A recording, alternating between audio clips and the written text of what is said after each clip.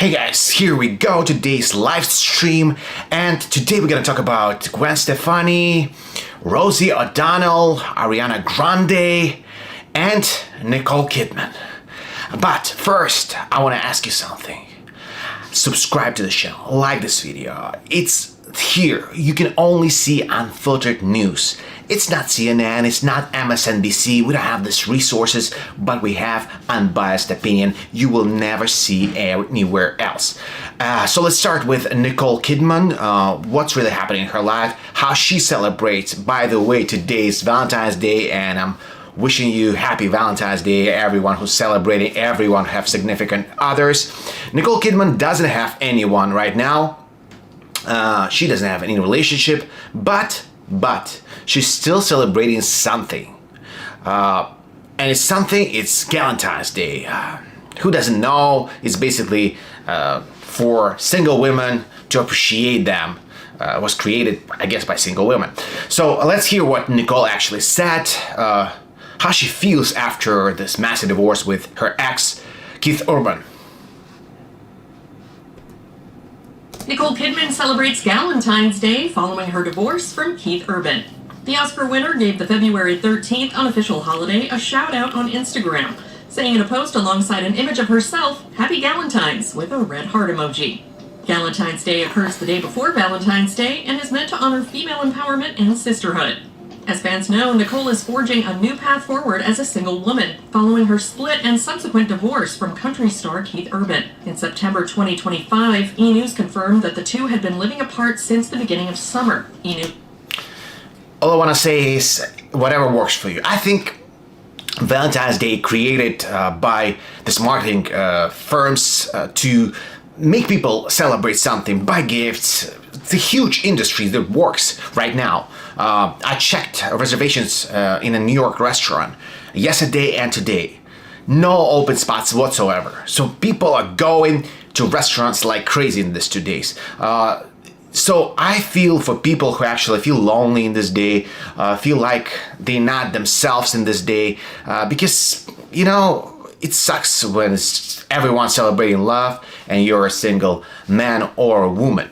Especially for people who believe in this stuff. I don't necessarily believe in that, so I don't care if I'm alone or I'm with somebody, I have a girlfriend, whatever. But some people care. That's why I appreciate that somebody created this Valentine's Day, because depression, that sucks. Be enthusiastic, be positive. That's all about life is. Subsequently learned that it was Keith's decision to separate from Nicole, and she had been working to try to save their marriage. But it was to no avail. Shortly after, Nicole filed to end their 19-year marriage, and the couple officially finalized their divorce in January of 2026, according to legal documents obtained by E! News. And Keith and Nicole, who share teenage daughters Sunday Rose and Faith Margaret, also settled on a plan for the custody of their kids, with the actress spending 306 days a year with their daughters, while the musician will have every other weekend with the girls, totaling 59 days. 2 weeks after finalizing the divorce, the actress revealed she had taken what she called a once-in-a-lifetime adventure trip to Antarctica with her daughters. This is crazy what's going on in the Hollywood, you know, all these couples, they separating, and it happens all the time. It's not like Keith and Nicole were the first ones. That's her second marriage. First one was to Tom Cruise. And also, I remember those days when I was a kid. It was such a big moment in Hollywood. Everybody was talking about their couple. They were super famous, young and beautiful. And everybody was like, oh, I want to be like Nicole Kidman and Tom Cruise. And then the rumors started, they cannot have kids together, stuff like that, for some reason. And they're like separating because they don't like each other anymore, or whatever reason, like they're fighting. And then they separated. That's what happens in Hollywood, like, all of a sudden. So another story, it's about Gwen Stefani and Blake Shelton. There's been tons of rumors that they're divorcing, and Blake, on this Valentine's Day, said it himself. What's really going on between them? Shelton celebrates Valentine's Day with a sweet tribute to Gwen Stefani. The country singer posts a loving snap with his wife to X on February 14th, showing the two twinning in matching camouflage outfits as Blake plants a kiss on her cheek. Alongside the photo, Blake writes, "Happy Valentine's Day at Gwen Stefani, my favorite person. I love you, pretty girl." So it's nothing going on. No storm in the horizon for Blake Shelton and Gwen Stefani. But I'm happy for them, by the way. They're not divorcing, they're not separating. All these rumors are untrue. But again, all I can say is, like, in a second, celebrity marriages can end. Of course, divorces happen in regular people's life. And also, all of a sudden, they're divorcing, right? But not in the speed of celebrities, you know, because I think, my personal opinion, maybe I'm wrong, but it's my theory basically, that they have too many temptations that we regular people don't have. Of course, it's not fair, but I think some women, they, like, for example, Jennifer Lopez, she's like in this movie where she's like with beautiful guys, like pretending to be lovers. And it's kind of like when you're into your character so much and you have this chemistry, spending so much time with your partner. I understand what sometimes happens, these affairs with your partner in a movie or a TV show. Or, you know, like when you're in concert tour and you have dancers around you, you know, that's why, like, Kevin Federline and Britney Spears happened. That's why J-Lo was dating and married one of her dancers. So that's understandable. They have too much temptation. Same with the male singers or boy bands or whatever. Like a bunch of fans want to be with them, like, because they're famous, right? And they don't have anything to do. I remember I was reading memoirs of one band. So they just signed contract with their record label. And basically, two of them went to a nightclub and they didn't have any attention. So one of the guys said to another one, like, he said, "Why? What's wrong with us? Why don't we get any attention from females? Like, you know, we're trying to ask them out or ask their number and getting no's." And he said, "Wait till they hear your voice." And of course, he never had problems with women ever since. That's the moral of the story. The romantic post comes just weeks after Blake shut down online rumors claiming the pair were headed for a split. During a January interview with County Countdown USA, the singer, who tied the knot with Gwen in 2021, laughed off the headlines, saying, "Starting in October or maybe November, I started noticing these articles popping up about Blake and Gwen. They're split up. They're going through a divorce." And then a week later, a picture comes out of us walking out of the grocery store. They're back together again. I tried to explain to you before, actually, that it's always so funny when you know. I remember this interview. I think one of the Backstreet Boys said it, that when they were together, tabloids were telling them, like, "When are you breaking up? When are you breaking up?" Same happened when they fell apart, separated. They kept saying, like, "Oh, when are you coming back together?" So it's weird, I know, but that's how tabloids work. And Blake Shelton knows it better than us, probably, because he's been around for so many years. He has, like, PR person, obviously, and of course they know what's going on. And next story I want to share with you guys is kind of shocking, actually. It's about Ariana Grande. Actually, some rumors swirling that she might be in a lesbian relationship, which is so weird, actually, because a lot of outlets reported that they're in love with Ethan Slater. Now, it's kind of opposite, because allegedly she's in a relationship with her co-star on the Wicked movie. Cynthia Erivo, I think her name. So when reporters asked her, Cynthia, she said she's fully aware of the speculation surrounding her very close friendship with the Wicked co-star. And the two were inseparable during both press tours for Wicked and its sequel, Wicked for Good. And we're seeing clasping hands and posing cheek to cheek, leading some to wonder if they were a couple. At first, I think people didn't understand how it was possible for two women to be friends, close and not lovers. I've never really spoken about this, but there was a strange fascination with the two of us, with people either thought we were putting it on for cameras or that we were lovers.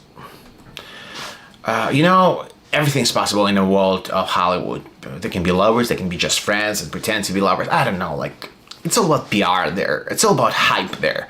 That's why I want to know your opinion. Actually, regular people like us, are they in love? What they doing together? They have close friendship. Cynthia is right, or something really going on, something cooking between them. That's what I want to know personally. Right now, they don't have. Press don't have any proof that they're dating Cynthia and Ariana Grande, right? That's why I think. Right now, I don't want to even speculate they might be dating. I think it's because there's such a little conversation around platonic female friendship that is deep and real, even though it exists everywhere. We're not used to seeing it on camera in front of people. She emphasized her point by adding, a relationship where people are connected sometimes just make people uncomfortable. We aren't taught that those relationships are good for us. Grande admitted she needs to hold her co-star and friend's hand during events. I do. I channel a lot of energy through my hands, so I'm always holding a hand. The actress said during a chat on the podcast Good Hang with Amy Poehler. All I can say is, if I need to bet on something, right? If I would need to make this choice, I would say that I don't have any relationship. It's all PR. Sometimes producers do that, you know that, right? So they want this movie to be successful. They purposely pushing some crazy narrative, and people like, oh my God, what's going on? I want to find out. I want to watch this movie and understand from each other. I thought that's happening with It Ends With Us between Blake and Baldoni, but apparently not. They're suing each other, multi-million-dollar lawsuits, and damaged reputation is crazy. That's why I think I might have been wrong with that one. With this one, not so much. So Grande is saying, I'm always squeezing at something as you've learned. I'm always reaching for something sometimes. She added that she often clutches who I'm with. Yeah, I like to channel support and energy. I didn't even notice that it was a thing about me until that thing happened. During the Wicked press tour in late 2024, Grande was seen holding onto Riva's finger, a gesture that soon went viral. Yeah, because I didn't know what the F was going on, Grande admitted. I just want to be supportive. I was like, oh my God, and it felt sweet, it felt beautiful, and it was beautiful, she said. Riva rushed to Grande's rescue when a crazed fan lunged at the younger star during the Wicked for Good Asia Pacific premiere in Singapore last November, further cementing their close bond. If they have this type of friendship, some girlfriends of mine said there's no such thing as females friendship because they're always jealous of each other or competitive.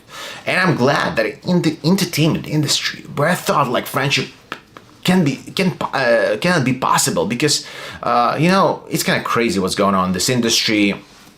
People are extremely competitive. I understand sometimes two people fighting for one job, and from this job their status will depend, right? How much money they make. Are they working as a waiter, or they working on a movie or a TV show, So stakes are so high that people can actually fight for their role. And of course, in this environment, what kind of friendship we're talking about? So I'm glad they're doing all right, and I'm glad they're friends. And the last story for today I'm gonna talk about, it's an interesting story as well. It's also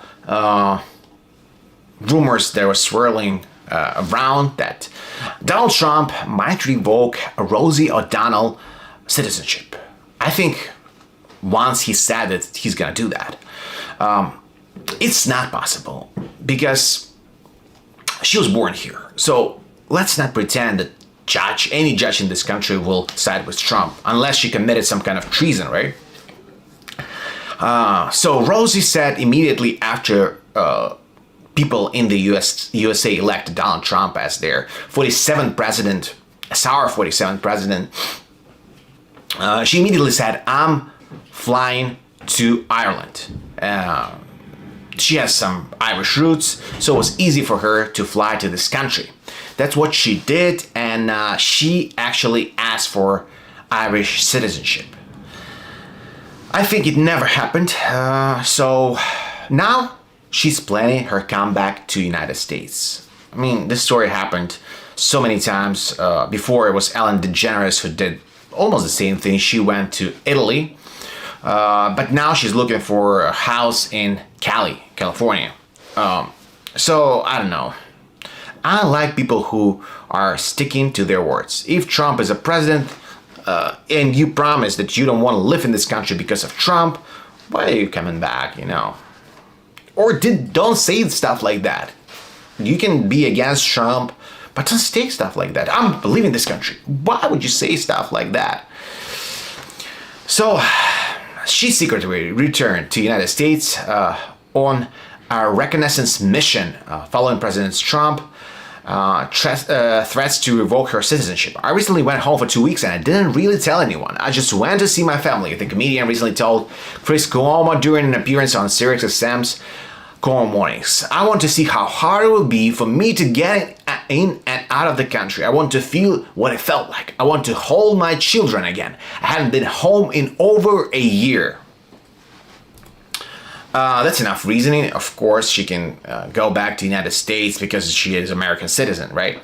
But again, like, why did you say that in the first place? I get that some people can be emotional like that, but it happened again. It happened to us in 2016 where a lot of celebrities were telling us that they leave in the country and then like nobody left, or maybe somebody left but that I don't know of. For example, Amy Schumer was telling that. And she stayed, and she did. Like, nobody asked her why you stayed. If you said that you're gonna leave, why don't you follow in your promise? That's what I don't understand. Like, I would follow my promise. For me, it's hard to understand, like, still, like, states have a lot of rights, right? If you live in Cali, it's different than if you live in Florida, for example. If you live in Texas, it's different than if you live in New York. So I think president, he can change some rules, he can change some laws, but I don't think, like, for example, I live in New York. I live in New York under Trump right now. I lived in New York under Biden. I don't think a lot have changed in New York City in particular.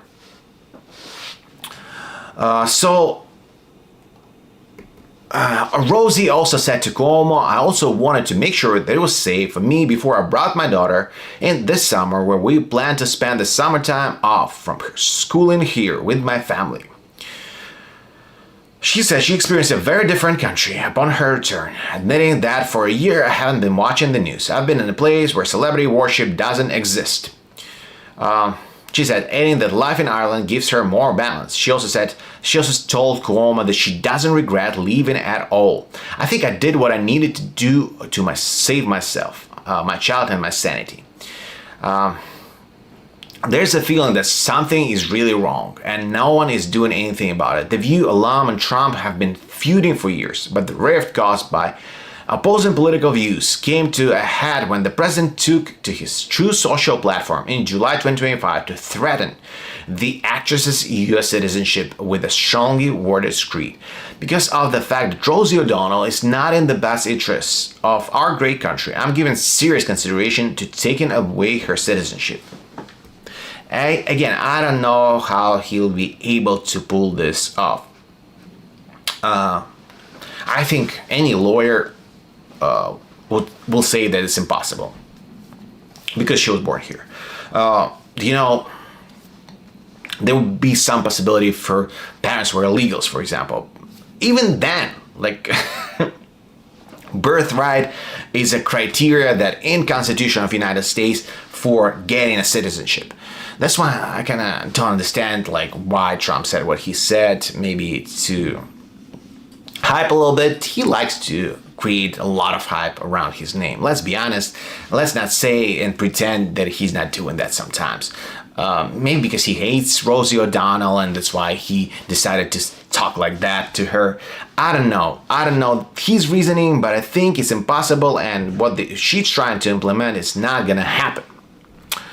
She's a threat to humanity, he said, should remain the wonderful country of Ireland, if they want her. God bless America. O'Donnell, at the time, responded, the president of the USA has always hated the fact that I see him for who he is, a criminal conman, a sexual abusing liar, out to harm our nation to serve himself. Of course, political statements, I don't want to even continue that. Never Trump, yada yada yada. That's okay, I understand that. I'm not that worried, she insisted. However, the Supreme Court has given me unbridled powers. She said, she will always be an American, adding, I will never renounce my American citizenship. I'm waiting happily for my Irish citizenship so that I can be a dual citizen, but I will never renounce my American citizenship, ever. Good for her. Good for her. And I think Rosie O'Donnell can go back to this amazing country and continue living here, continue criticizing Trump, and nobody will do anything about it. Nobody can revoke her citizenship. It's against the Constitution. Trump can say whatever he wants, but again, she can sue him if he ever tries to do that. I'm saying from a legal standpoint, from a human standpoint, I don't understand. If you're promising to leave this country, for any reason, leave this country. And that's it. I want people, especially celebrities, to stick to their promises because they're trying to say a lot of things. They're trying to make political statements. At the end of the day, they're so privileged. They don't understand us, regular people. And it's unfair. It's unfair how they live, right? They live in crazy lifestyles, but they always do something because sometimes it's just in their benefits, great benefits. So I really can hear some celebrities talking common sense, actually. And how can they? Like, especially like economically, in terms of law. I'm not saying about Rosie O'Donnell. Maybe she's a smart woman. But a lot of people, like a lot of celebrities that say some political statements, we all know that they were doing drugs, smoking on a regular basis, didn't finish their high school, didn't finish their college degree. So sometimes it's weird why people believe in the statements of these people. I like some people's music, but their political statements are ridiculous, right? I don't even want to listen to what they say about politics. That's it. That's all I wanted to say for today. I want to know which story shocked you the most. And don't forget to subscribe, share, and like for this channel of unfiltered news, unbiased opinions, and only fresh, super fresh information about celebrity world and what's going on in the United States in these crazy times we live in. Again, happy Valentine's Day to y'all. See you guys.